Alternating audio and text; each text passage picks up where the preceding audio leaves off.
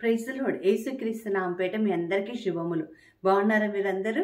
మీ అందరినీ రోజు ప్రతిరోజు వాక్యం ద్వారా కలుసుకోవటం నాకు చాలా సంతోషంగా ఉంది. మరి ఈరోజు వాక్యం వినే ముందు చిన్న ప్రార్థన చేసుకుందాం. పరిశుద్ధుడైన దేవ, ప్రియ పరలోకపు తండ్రి, మీ బంగారు పాదములకు స్తోత్రం నాయన. గడిచిన కాలమంతా నీ కృపలో భద్రపరచుకొని ఈ దినము నీ వాక్యం వినడానికి నువ్వు మాకు ఇచ్చిన అవకాశాన్ని బట్టి నీకు వందనాలు ప్రభా. నువ్వు మాట్లాడుతుండగా వినగలిగిన చెవులు, గ్రహించగలిగిన హృదయం, స్పందించగలిగిన జీవితం మాకు దయచేయమని యేసు నామమున ప్రార్థించి వేడుకొంచున్నాను తండ్రి. Amen, amen, amen. పిల్లరా, దేవుడొక వాక్యం పలుకుతుంది, తాను ప్రేమించిన వారిని తన సంకల్పం చొప్పున పిలిచిన వారిని ఏది జరిగినా అది మంచి జరుగుతుందని. మరి ఈ వాక్యాన్ని అనుసరించి మనలో చాలామంది ఒక్కొక్కసారి ఒంటరి వారం అయిపోతాం. కావలసిన వాళ్ళు, ప్రియులు మన కాలం చెల్లి వెళ్ళిపోతూ ఉంటారు, లేదా పిల్లలు కొంచెం దూరంగా ఉంటారు, లేదా కొన్ని పరిస్థితుల వల్ల కుటుంబ సభ్యులకి అందరికీ దూరంగా ఉండి ఒంటరిగా అయిపోతూ ఉంటాం. ఈ ఒంటరి బ్రతకాలంటే చాలా నరక యాతన అని కొంతమంది చెప్తూ ఉంటారు. ఒంటరిగా బ్రతకాలంటే అసలు నా వల్ల కావటం లేదండి అని అంటూ ఉంటారు. గలగలగల మాట్లాడే వాళ్ళు సడన్గా మౌనంగా ఉండాలంటే చాలా కష్టంగా ఉంటుంది. ఒంటరితనం అన్నది మనిషిని మానసికంగా కూడా కృంగదీస్తుందని మానసిక నిపుణులు కూడా చెప్తూ ఉన్నారు.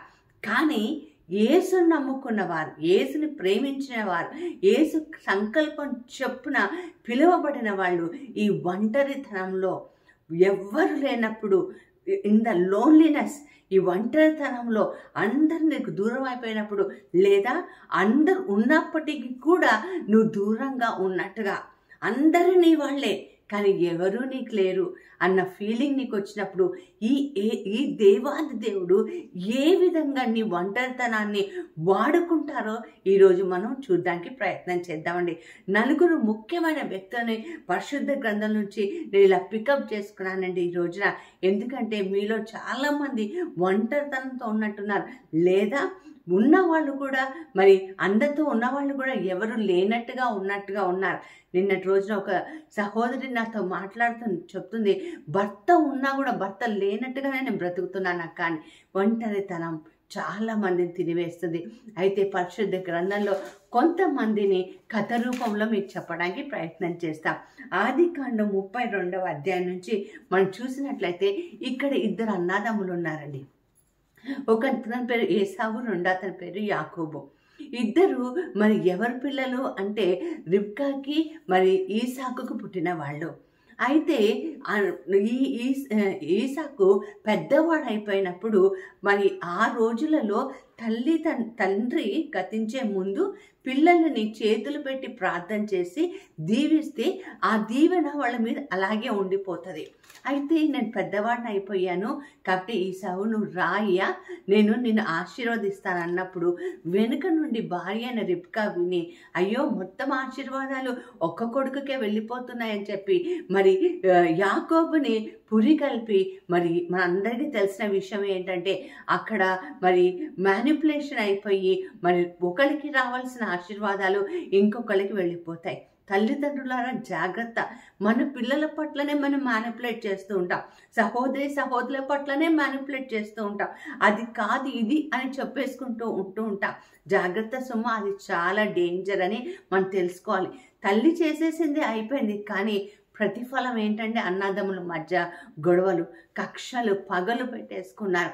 అది తెలుసుకుని ఎలాగన్నా నాన్న చనిపోయి దినాలు అయిపోయిన రోజులు, దుఃఖ దినాలు అయిపోయిన తర్వాత ఆయనను ఎలాగన్నా చంపాలని చెప్పి ఏసావు చాలా కోపం మీద ఉండటం మళ్ళీ తల్లి చూసి తన సహోదరైన మరి అతని దగ్గరికి పంపించేస్తుందండి. మనం చూస్తున్నాం, అతను లాబాను దగ్గరికి ఆమె పంపించేస్తుంది. అక్కడ గొడ్డు చాకిరి చేస్తున్నాడు.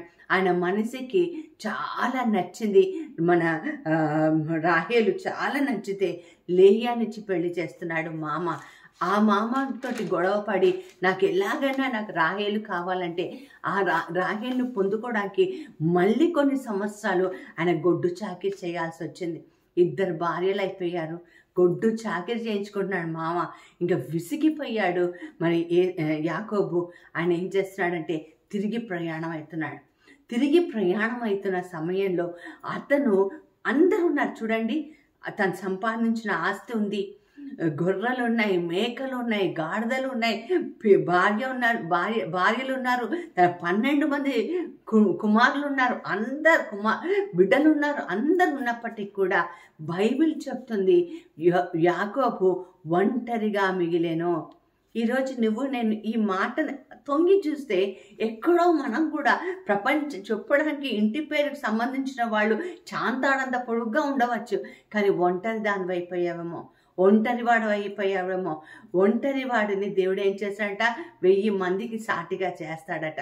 ఇక్కడ చూడండి 32:24లో, ఆదికాండం 32:24లో యాకోబు ఇక్కడ మిగిలిపోయాను, ఒక్కడే మిగిలిపోయాను, ఒక్కడే ఒంటరిగా మిగిలిపోయాను. ఒక నరుడు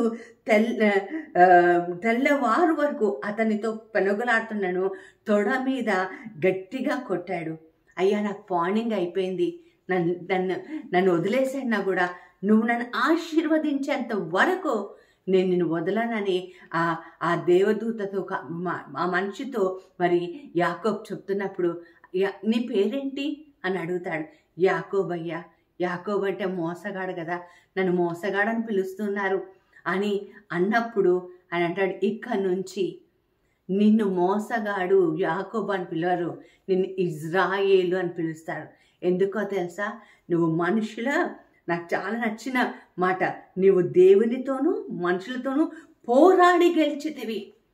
సో ఒంటరితనం ఎంత మేలు చేస్తుందంటే, దేవుడితో పోరాడి గెలవగలం, అలాగే మనుషులతో పోరాడి గెలవగలం. మౌనంగా ఉండి మనుషుల దగ్గరికి వెళ్ళి గొడవపడి నోరు పారేసుకుంటే ఏం జరగదండి. ఒక్కొక్కసారి నీ మౌనము ఎంతో గెలుపునిస్తుంది ప్రియులారా. యాకోబు ఆ తర్వాత చూస్తాము ఎంతగా ఆశీర్వదింపబడ్డాడో. ఆయన పేరు మారింది, ఆయన రూపు మారింది, ఆయన మాట మారింది, ఆయన స్టేటస్ మారింది, ఆయన పలుకుబడి మారింది. ఆయనే పూర్తిగా మారిపోయాడు, ఆయన జీవితమే మారిపోయింది. ఈరోజు ఒంటరిగా ఉన్నాను అనుకుంటున్నావా? దేవుడు నీతోనే మాట్లాడుతున్నాడు, విను. దేవుడు ఖచ్చితంగా నన్ను లేవనెత్తుతాడు. అలాగే మనం చూస్తామండి, 450 మంది బాలు దేవతలతోటి ప్రవక్తలతో పోరాడి గెలిచిన ఏలియా ప్రవక్త గురించి చూస్తాం.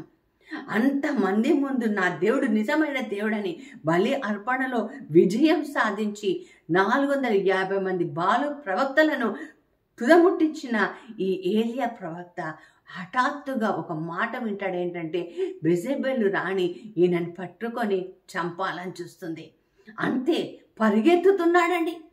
పరిగెత్తుతూ నుండి ఒక పక్కన కూర్చొని ఆ వృక్షం కింద కూర్చొని తలకిందులేసి ఒక మాట అంటాడు. నాకు చాలా బాధ అనిపించిన మాట. 1 రాజుల గ్రంథం 19:4లో బదరీ వృక్షం దగ్గర తలదాచుకున్నాడు. ఇంత మటుకు చాలు, నా ప్రాణం తీసుకో అని ప్రార్థిస్తున్నాడట. ప్రవక్త అండి, 450 మంది దేవతలు పూజించే ప్రవక్తలను తుదిముట్టించిన వాడు, ఒక్క స్త్రీ ఆయన వెంటాడి చంపుతాననేసరికి, అయ్యా ఇంకా చాలు, నా ప్రాణం తీసేసుకో. ఈరోజు నువ్వు ఒంటరిగా పోరాడుతూ నా ప్రాణం తీసేసుకో దేవా, నాకు ఇక చాలు, ఈ శ్రమ చాలు, ఈ బాధ చాలు అని దుఃఖాక్రాంతమై ఉన్నావా? ఏం చేశాడు తెలుసా? మనం ఎప్పుడైతే ఒంటరిగా ఫీల్ అయ్యి ఏడుస్తూ దుఃఖంతో గుండె నిండుతుందో అప్పుడు మనకు అన్నం తిన బుద్ధి కాదు, ఆకలి కూడా వేయదు, అలాగే మంచినీళ్ళు కూడా తాగబుద్ధి కాదు, నిద్ర కూడా పట్టదు. దేవుడు ఏం చేస్తున్నాడు తెలుసా? రా, నిన్ను ఎంతగా గొప్పగా అక్కడ వాడుకున్నాను, ఇక్కడ నేను వాడుకోలేనా అని ఒక డిబేట్ చేయకుండా ఫస్ట్ అన్నం తిను, బలం తెచ్చుకో. ఒంటరిగా ఉన్న నీవు లేచి అన్నం తిను, బలం తెచ్చుకో. అక్కడ నుండి ఆ ప్రవక్తని ఎంత గొప్పగా దేవుడు వాడుకున్నాడు. ఈరోజు నీతోని నాతో కూడా దేవుడు అదే మాట్లాడుతున్నాడు. పరిశుద్ధ గ్రంథంలో యేసు ప్రభు తల్లిని మరియని మనం చూస్తూ ఉంటామండి. ఆమె యెరూషలేం ప్రాంతంలో అలా తిరుగుతుంది. ఆ గ్రామంలో ఆమె తిరుగుతున్నప్పుడు దేవదూత వచ్చి నీ కడుపులో బిడ్డ పుడతాడన్నాడు. అప్పటి నుంచి ఆమెకి దైవసేవకుడు కుమారుడు పుట్టడమేమో కానీ శ్రమలు మాత్రం పుట్టాయండి. పోన్లే కొడుకుని చూసుకొని బ్రతుకుతుంది సమయంలో హఠాత్తుగా కొడుకు నా పని అయిపోయింది నేను వెళ్తున్న తండ్రి దగ్గరకు అన్నాడు. ఒంటరిగా నిలబడిపోయింది. అంతవరకు కొడుకున్నాడన్న ధైర్యం, కొడుకు చూసుకుంటాడన్న ధైర్యం, దైవ కుమారుడిని నేను పెంచుతున్నానన్న గర్వంతో ఉన్న ఆమె హఠాత్తుగా సిలువ పైన కాలం చెల్లేసిన యేసు ప్రభుని చూసి, తండ్రి నేను వెళ్ళిపోతున్న నా ఆత్మను తీసుకొని అని యేసు ప్రభుని చూసి ఆమె ఎంత గుండె పగులుంటుంది. ఒంటరిగా అయిపోయింది ఆమె. అప్పటి వరకు జనాల ఫ్యాన్ ఫాలోయింగ్ యేసు ప్రభుకుంటే ఈమె కూడా ఒక సెలబ్రిటీగా ఉన్న ఆమె హఠాత్తుగా ఆమె జీవితంలో మేఘాలు కమ్మేసినట్టుగా ఏం జరిగిందండి? ఆమె ఒంటరిగా ఉండటం ఇష్టం లేక సిలువ పైన వేలాడుతున్న యేసు ప్రభు తలకాయ కిందకి దించి యోహాన్ని పిలిచి, తన ప్రియమైన శిష్యుడు అని ఉంటుంది అక్కడ, పిలిచి ఏం చేస్తున్నాడండి? తల్లిని అప్పజెప్తున్నాడు. ఈ రోజు నుంచి అక్కడ నాకు చాలా నచ్చిన మాట యోహాను సువార్త 19:20లో, ఆ గడియ నుండి ఆ శిష్యుడు ఆమె తన ఇంట చేర్చుకొనేను. ఆమెను ఒంటరిగా వదిలిపెట్టలేదు. ఈరోజు నీ పిల్లల్ని నేను వదిలేశారా? నీ కొడుకు నేను వదిలేశాడా? నీ కడుపులో పుట్టినవాడు వదిలేశారా? నీ భర్త వెళ్ళిపోయాడా? దేవుడు మాత్రం నేను ఒంటరిగా వదలడు. ఎందుకంటే నిన్ను ఆయన పేరు పెట్టి పిలిచున్నాడు. ఒంటరివాడైపోయాడు హిజ్కియా రాజండి. మంచి పనులు చేశాడని బైబిల్ చెప్తుంది. హఠాత్తుగా ఒక మరణకరమైన జబ్బు అతనికి వచ్చేసింది. ఒంటరిగా కన్నీరు కారుస్తున్నాడు. నేను నీకోసం ఇది చేశానయ్యా అని చెప్పుకుంటున్నాడు. ఈ జబ్బు నేను భరించలేకపోతున్నాను అంటున్నాడు. బైబిల్ చెప్తుంది ఆయన కన్నీటికి ఆయన తలగడ దిండు తడిసి ముద్దైంది. ఒంటరిగా ఉన్నాడు.